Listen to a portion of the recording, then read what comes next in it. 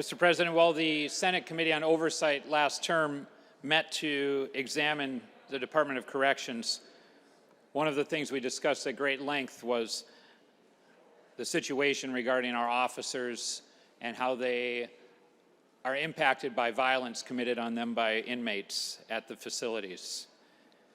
One of the hugely frustrating pieces of information that the committee discovered was that the department keeps very poor analysis of these events and the categories they use to describe whether something is super dangerous or not that dangerous, whether the injuries are severe or not so severe, are very fluid and flexible and not at all reliable or consistent. We even had numbers presented to us that were clearly not true, and when it was brought up and the department came in at our next meeting, they had different numbers because they had not kept good track of what was being reported.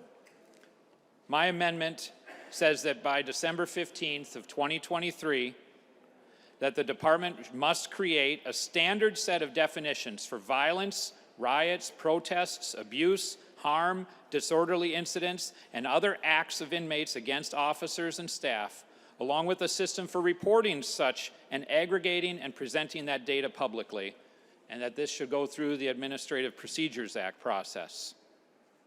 Mr. President, it was only a few years ago that an incident at one of the facilities in the Upper Peninsula involved extensive property destruction, involved fires, involved staff having to be called from other facilities and use force to retake the facility, and yet the department beat around the bush with whether or not it was actually a riot or not, depending on whether it cost too much money or whether some other definition that they created on the spot had been met.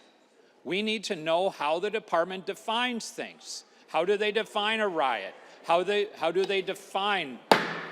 Members, we have a senator and a colleague addressing his amendment. Please show him your respect. Senator, please proceed. Thank you, Mr. President.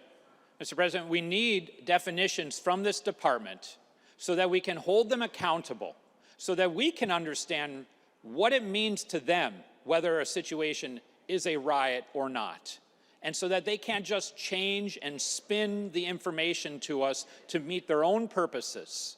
We need to know whether or not a rape occurred, whether an attempted rape occurred, and not allow the department to just play with words as they are so prone and want to do in recent days.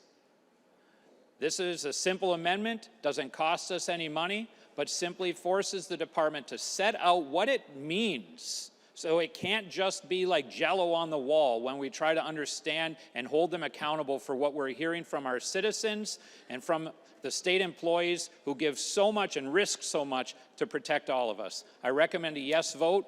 I'd like my remarks printed in the Journal.